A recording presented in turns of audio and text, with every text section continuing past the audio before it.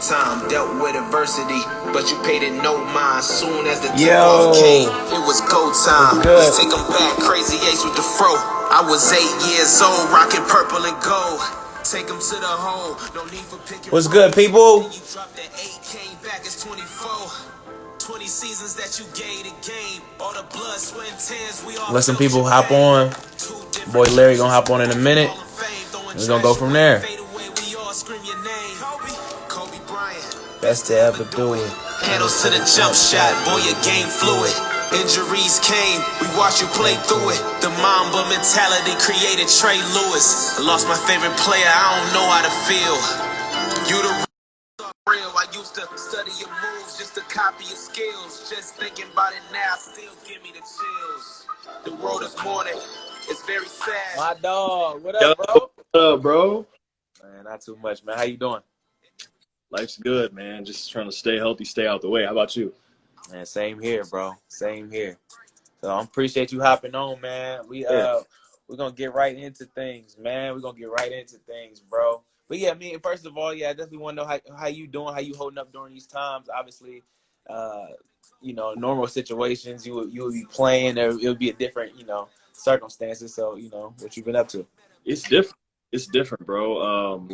Like, it's tough. Like, obviously, the competitive side of me wants to be in the bubble. Like, right. I'm trying to be there to compete, but at the same time, like, it's, I'm spending time with my wife and my family that I would never really have gotten to do before. So, like, I don't know. There's two sides of the coin. Right now, I'm just trying to enjoy it. Facts. Yeah. Yeah, same here, man. Just trying to stay in shape, stay ready for, the next opportunity on my end. But, it's definitely put a lot of things in perspective and show you what's really important. You know what I'm saying? So I appreciate you, man. A lot of people may not know. We go back, bro. We go way back. back. Way back. Way back. So this way back. Like way back. Like back way. Yeah, like this is way before the Larry that the whole world know right now, man, when you was having a tough time chewing and walking at the same time. That's a fact. One of my earliest memories of basketball was walking into, I forget what gym it was, but it was my little Revere team against Orange, right? I didn't know nothing about Orange, but like, right. The gym, and there's this kid on the sideline jump roping. Dad's right there. He's jump roping. The whole team's going through layup lines. This kid's jump roping. I'm like, all right, like, whatever. And so, whatever. We play the game and going back and forth and all that. And the score of the game, I still remember this, was 26-24. You had 24, your team's 26 points. And that from that point on, it was like, all right, Trey Lewis. Yeah. Yes, sir, man. That was great memories, bro. For real. That was a good time. That's when the whole that's before like Mamba mentality was a real thing. But back then, like, I had it young, bro. For real. But no, we used to have some great battles, man, watching you grow up, and then like you just took off. Like I just remember I'm watching ESPN and seeing all these highlights, this dude from Wyoming. I know that's not Larry Nance I grew up with. I'm like, yo, you just took over and just took off, and I was just so excited to see your growth, and as a man and as a player, man. So to see you get drafted by the Lakers, bro, what was that whole thing like? I appreciate it. That that dude that got drafted to the Lakers was not the same guy that you knew. That was it was long. A lot of things happened from that point on, but no, it was crazy. Like, I just remember working out for the draft and not really knowing, like, I was projected maybe like in the 50s going into the draft. And so we started working out, and, I had a bunch of draft workouts and stuff like this, and then had my draft workout in LA. And so it was me, Brandon Ashley from Arizona, Terry Rozier was there. Dominic Pointer was there. Like there was 6 there, and we were going through the vertical test, and Mitch Kupchak was sitting there on the sideline. So I'm like, all right, I got to put on a show here. Facts. So we did the vertical test, and Terry tested with a 41-inch vert, because it was like they let us, it was as many steps as you wanted, so you could run up to it and try to, it was great.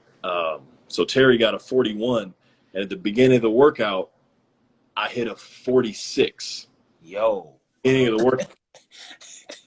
And so they were like, there's no way chance. Like, all right, we calibrate it right, because there's no way you got a 46. So we went through the workout, and I didn't even play that great. Right. But we went through the workout, and we did it again, and the trainer had set it up on a box and was like, all right, I know exactly how tall this is. If you get that, it's official. And I went up and missed the 46, but I got the 44. And so they were like, all right, called my agent like that day, and we're like, legit. We gonna take this guy. And he didn't tell me that. And so coming to the draft, draft day was crazy. Like, the Lakers called my name, got a call from Mitch, and the rest is history, man. I got to play with the Lakers, got to play in the last year of the Mamba. I'll never forget about it. So going right into that, man, like would you say, well, first of all, Kobe has been my favorite player, my whole life. Like, he's legit my favorite athlete of all time. Dude is somebody that I literally learned so much from. And, I could only imagine what it's like playing with him. You know what I'm saying? I'm from a distance. Like, I learned as much as I can from him, watching his game, watching his interviews, his mentality, his approach. So, like, being there with him, like, what are some of the things you just remember right off the bat? I mean, the biggest thing was just like it's crazy. Like, it sounds crazy to say a person had a gravitational pull, but he did. Like, you'd be the first day I ever met him. We were shooting in the gym, and just guys working out, not even facing the door, but we were just shooting, getting our shots up, workouts, and then like you just kind of felt like for some reason I got to turn around, and like he just walked through the door, had his shades on, cool. Honestly, all of us, we were facing the wrong way. He was just kind of like, you turn around, like, yeah, there's something going on behind us. And you just knew, like, he was in there every time he was in the locker room, every time he was on the court. Like, all eyes were on him. When he spoke, you shut up. Yeah. And it was out of respect. Like, that's not anything he made us do. It was just out of respect. Like, yeah, but that's a legend. I know you got a chance to watch the Last Dance documentary. Yeah. And that just was bringing me back to that, because I was just watching it again last night. I was rewatching, and I was just seeing like that gravitational pull towards Jordan, and how he just commanded like all the attention, and like everybody knew what it was. Like, yes, it was a team, and everybody's, but the people were coming to see who they were coming to see, and I can imagine that was a lot, with Kobe being on that team, and like, yo, like, this dude is like, he lived up to it. That was the thing. Yeah. Like, he lived up to it every day. Was like that last year, we weren't good. Like, we weren't good, but it was just like, we went to Philadelphia, we went to Boston, we went to Denver, we went to Chicago, all home games. It was all home games. Like, you look up in the crowd in Chicago, there was no red whatsoever. It was straight purple and gold, and nothing but 24, like, everywhere. It was like traveling with a I mean, it was a superstar. Like, people were, hanging on our bus, leaving the place. It was real life. It was crazy. And so, like, I don't know. Like I said, it's just something that that year that I'll never forget. Never forget as long as I live. Yeah, man, that's unbelievable, bro. Like, I love that, man. I love that. I wish I could have lived in that moment with you. So, I mean, what would you say is the ultimate, like, memory of Kobe that he shared with you, something he shared with you personally that you'll never forget? So it sounds like, when I say this, you're going to look at me crazy, because like, what I got drafted to do, right? So I got in the league, and I'm thinking, like, all right, there are these footers. Like, Roy Hibbert was on our team my rookie year. This dude, I played against anybody 7'1", 7'2", like, freak athletes, like, we were playing in the league. So I was trying to go up around the rim and finish with touch shots, hook shots, and trying to play below the rim a little bit. And I'll never forget, we were playing Atlanta with Horford and Millsap, and I said a pick and roll for Kobe, opened up, and he hit me with a pocket pass, and I tried to finish around Al Horford instead of just going up through him. And like, I missed it, and we called a timeout. And Kobe, I was walking back to the bench, frustrated. He just kind of grabbed me by my shirt and was like, "Hey," like, pardon my language, is what he said. He was like, "You athletic as shit, right?" And I was like, "Yeah, that's what I do." He goes, "I don't care who's in front of you. Dunk it." every single time. Dunk everything around the rim. Go to dunk it. Try jump like you're gonna dunk it. Like, you have to go aggressive. If you're not the aggressor, you're not even gonna get the foul when they, like, even if they foul you. And so for me, like, it sounds so simple because in college I dunked everything. In high school, right, I dunked everything, and it was just, for some reason, I just didn't click yet. And so when he grabbed me and said that, I was like, damn, if Kobe thinks I can do it, I can do it. Yo, It was like, yeah, that's crazy. He can do it. All right, I guess I could do it. Whether I think I can or not, that's all that matters. Kobe thinks I can. And so that's like, that's when it's all started happening. That's when, like, posters and all these guys getting dunked on started to happen, because Kobe was just like, what are you doing? You're the most athletic dude on the court. Go dunk on him. Yeah. His words just gave me the confidence to go do it and kind of made my career where it's at right now. That's dope. Isn't it amazing how, like, his words have so much weight to him, and it's different than him saying it versus another person saying it. So, like, I only had one interaction with Kobe, and I'm so blessed to have it. It was when I was young, and you know, I met him after a Cavs game, and he just torched the Cavs for like 40. But after, and I think they took an L as well. They lost that game, but he still took time to sign all these kids' autographs, and I was one of those kids. And my pops was behind me. He's like, yo, Cole, he's a young hooper. And he looked at me, and he said, like, it was just plain and simple, continue to work every single day. Don't let anybody outwork you. And those words I've heard from everybody, like, you know, you got to work hard. Right. But when he said that, it was like, that's all I needed. Like, that right there. And so that set in me, like, at a young age, just that work ethic. Like, yo, I'm about to outwork. Kobe told me to outwork everybody. And so that's been my mentality since, bro. Like, and I'm still to this day, I don't know another person that works as hard as me. You know what I'm saying? It's so simple, though. It's so simple. Work hard. You know how many times you've heard work hard, be the hard everybody, first one in the gym, last one out. Like, you hear that all the time. But coming from somebody like that is like, oh, all right, okay. Like, if that's what you want, I got you. I can do that. Because, you know, he lived it, though. Like, you know, it's not just him, like, trying to give advice. It's like he truly lived that life. You know what I'm saying? So speaking on that, like, you know, witnessing his work ethic, you know, seeing him up close. Because, you know, I only hear the stories and I hear from other people. But, like, from you witnessing up close, what was that like? So for me, it was tough. Like, he was 37 when I played with him. So in his 20th year. So it was tough. Like, he was 20th year. You know, it was the last year of his career, and he was older, his joints and you know, he was breaking down, having ice all over the place. But so it wasn't so much about, like, physical reps with him. Like, he needed to, you know, keep his body right. But for him, like, you could see him, like, mentally before the game getting reps. Like every game you get a scouting report, paper, whatever, right in front of you with what guys do, their tendencies, left hand, right hand, shooting percentage, all that stuff. And you could see him in his locker, like, he'd be sitting in his locker, you know, look at the paper, you know, going flipping through it, and then, you know, you'd see him, like, put it down and, you know, work through his head, like, having the ball and, you know, pump up fake and doing all this stuff, and then, you know, all right, and then go, like, I have no idea what he was looking at, but, like, the fact that he was going through it and seeing, like, you know, this dude shoots 38%, or this dude bites on pump fakes, it's in the scouting report. The fact that he was going through his, you know, his routine in his head, and, all right, this is how I'm gonna get him, and, you know, that's how I'm gonna go get him. Yeah. So, like, for me, like, as a rookie, I'm kind of looking at, like, what is he doing? Like, I've never seen nothing like this. kind of had to look at, like, you know, guys like Lou Will and Brandon Bass, you know, like, what is he doing? Yeah. At the reps, his body can't handle it, and so he's just. It was his approach.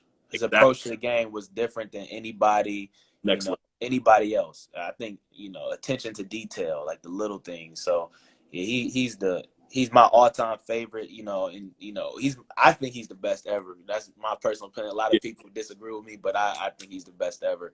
And that's why I made the song that I made, Dear Kobe, which a lot of this is about. It stems from, because, like, when he passed away, it was surreal. It didn't seem real for the longest. I was in France at the time. My mom actually called me crying, like, Trey, you know, brace yourself. I got to tell you something, because she knew how much he meant to me. And when she told me that he had passed in a helicopter, I just dropped the phone, and I was like, in shock.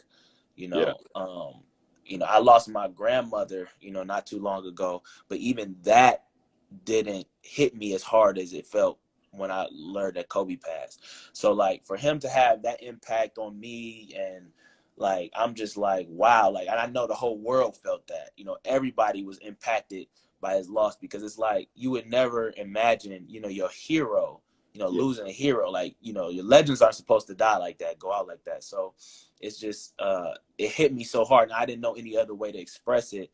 Obviously I was like, I'm about to, really, put it all into my game. But it wasn't enough. So that's also why I wanted to have this for you as well, as a place to just be able to express yourself, bro. And because we don't all get our chance to like really talk about somebody that, we really admired, loved. But so that's why I made the song, bro. It helped me to get this out and put it out to the world, just what he meant to me. So I also want to allow you to do that as well, man. So I appreciate you being open. Bro, of course. Like that's I feel like that's what a lot of us were feeling at that time. Like, yeah, I was in the locker room. We were getting ready to head to Detroit to play, and with the locker room, I was sitting next to, I think it was me, Caleb, Tristan, and someone, maybe John Henson, across from us. Mm-hmm. And Caleb just was like, "Yo, check Twitter, tell me I'm tripping. I'm not gonna say check Twitter." And so we all opened it, was like, what? Yeah. And so like just kind of sat there, just like scrolling, hoping that like, right. Especially from being around him, like he was larger than life. Like Kobe wasn't like me and you. Kobe wasn't human. Like he's a, if the going down, he just grabbed everybody, got rolled to safety, and he's good. Like that's just in my head. Like, nah, Kobe's good. But when it came out, like it still didn't hit me. It became official, and then we played the next day in Detroit, and it hadn't even hit me yet. Yeah. And then when they showed the tribute, to him in Detroit, it hit at the moment, and like I had, you had to leave, didn't you? I had to leave. Yeah, like you had to leave. That like was heavy. I saw that. I was watching it. That hit me, bro. I was like, wow. Couldn't imagine. Yeah, no, I had to leave. Like the national anthem. Like I wasn't even there for the national anthem. Like they showed the tribute, and like I couldn't. I had to walk back to the locker room and get out of there because I couldn't control myself. Like I was crying and everything. But it wasn't more so like I wasn't crying because of like him as an athlete. I wasn't it wasn't that. It was more so like that was a friend. Like that was a real life relationship we had, and getting to know his family, getting to know his daughters, getting to know him, and then seeing what happened. Like I wasn't mourning an athlete at all. Right. That's what hit me so bad, is like, just, I mean, I'm getting chills right now just talking about it, because like I haven't talked about it too much, but like it was just like a real relationship. And so it just hit me in Detroit. I had to get off the court, and I couldn't. I mean, the rest of the game, I really couldn't. I wasn't paying no attention to it. Facts. Yeah. Thanks for sharing that, bro. Thanks for sharing that, man. It puts things in perspective when you a lot of people think, just because you're in the NBA or you're playing professionally, and, you forget the humanness of the athletes. Yeah, no, that's like, it's real relationship. Like it's real friendship build, and that was a tough one. It hit me. Everybody. Yeah, man. So, and like, obviously you just never know. And it puts things in perspective for me, because it's like, don't take a day for granted.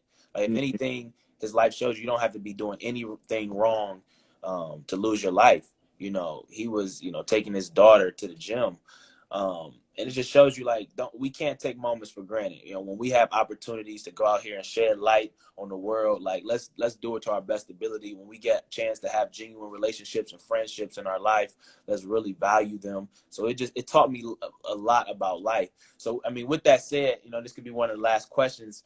Like, if there's a moment that you wish you can relive now, because, like, you know, you never knew, like, that was your last time seeing Kobe, but if it's something that you really wish you could have, you know, spent more time in doing, or, you know, just relive a moment, what moment would that be?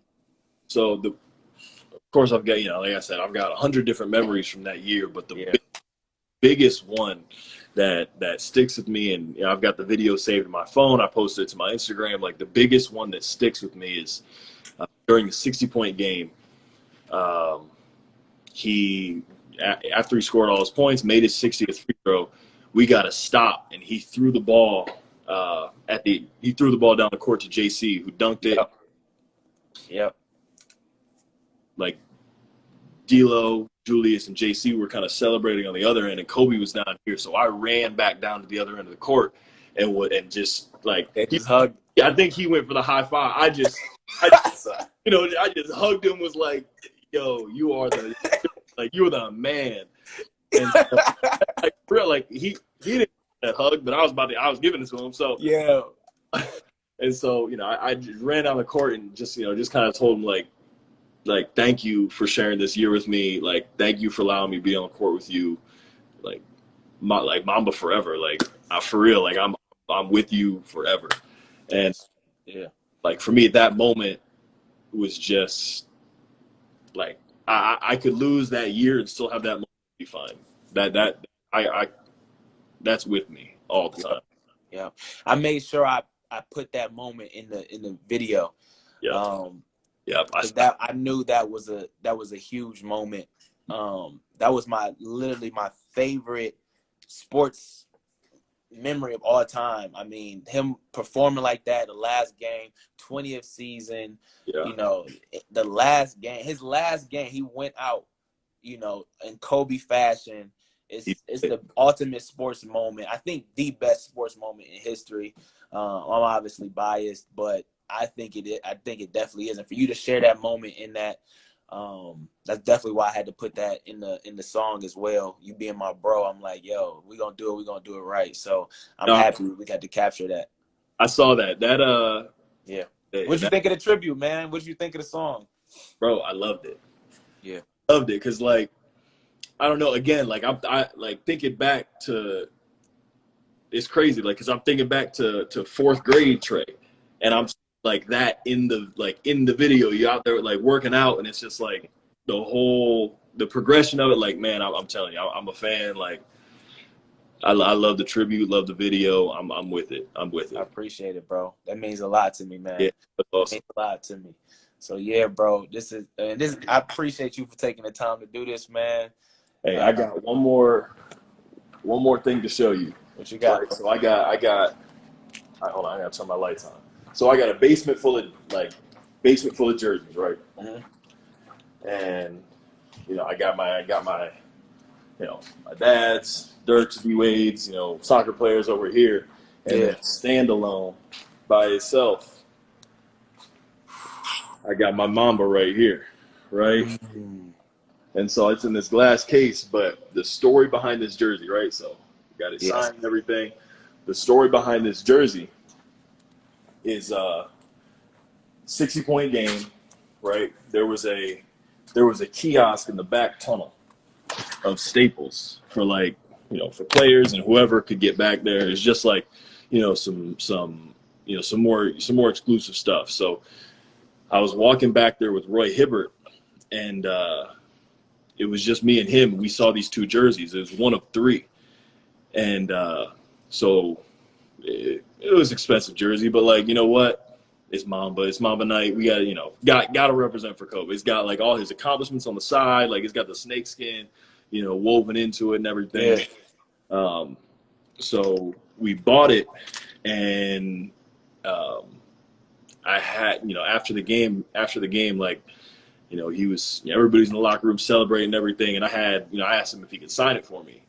And he signed it for me. I got a pair of shoes from him as well. Um, and like with that, he just like he didn't, he gave me the shoes, whatever. He just said, you got a bright future, keep working. Got the jersey, and then like I got the pictures of that, me like talking to him with that, and then Oh wow, yeah, and then he left me with like, he wrote on my shoes, but he was like, hey, look, you're gonna be in this league for a long time. Keep working. You got all the tools. You're gonna be here for a long time. And so, like, for me, I'm gonna be here for a long time, just because Cole said it, man. Or not because Kobe said it. So that's just what it was. Like Kobe said it. That's what's just gonna happen. Man, that's fire, bro. Yeah. I got chills, man. I got chills. I got the pictures of it and everything. So like that's this house could burn down, and that in here for one thing. Obviously, my family gets out. My wife's got to get out. My dog got to get out. I'm running down here, picking that off the wall and running up the stairs with it. That's the one thing I gotta have with me. Dang, bro. That's the one. That's so dope. Thanks for sharing that with me and the people, bro. This was dope. We should definitely do something like this again sometime soon, man. This is definitely dope. So I appreciate your time. I got to give a shout out to Ganley at Nissan. They're part of the sponsorship, so definitely a shout out to them. But yeah, bro, I really appreciate you, man. You are one of my goats for real. You were one of my goats. Day one, bro. Day one. Revere Orange, man, back in the day. Yeah. So I appreciate you having me on. Look, I'm in Cleveland, you in Cleveland. We got to link up soon. Let's do it, bro. For sure. Much love. We signing out. Always. Appreciate you. Yes, sir. Appreciate y'all tuning in with us, man. That was dope.